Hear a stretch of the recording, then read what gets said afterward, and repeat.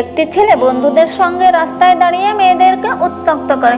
একদিন বোরখা পরা একটি মেয়ে রাস্তা দিয়ে যাচ্ছিল, তখন ছেলেটি খুব খারাপ ভাষায় মেয়েটিকে উত্ত্যক্ত করলো। বিকালবেলা খবর আসে তার একমাত্র বোন দরজা খুলছে না। ছেলেটি তার বোনকে অনেক ভালোবাসতো। বোনের খবর শুনে ছেলেটি দৌড়ে বাসায় চলে গেল। বাসায় যেয়ে তার বোনকে অনেক ডাকাডাকি করার পরেও দরজা খুললো না। পরে বাধ্য হয়ে দরজা ভেঙে ঘরে ঢুকলো। ঘরে ঢুকে দেখলো তার বোন ফ্যানের সঙ্গে ঝুলে আছে। টেবিলের উপর একটি চিঠি লেখা। ছেলেটি কাগজটি খুলে দেখলো, সেখানে লেখা আছে, ভাইয়া, আমি তোকে অনেক ভালোবাসি। আমি জানি তুই আমার পৃথিবীর সব থেকে শ্রেষ্ঠ ভাইয়া।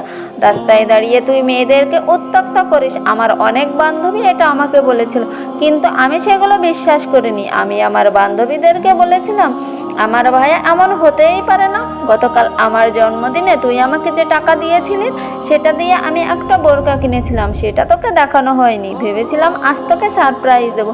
তুই একটু আগে বোরকা পরা যে মেয়েটাকে খারাপ খারাপ কথা বলছিলি, ওটা আর কেউ ছিল না রে ভাইয়া, আমি ছিলাম।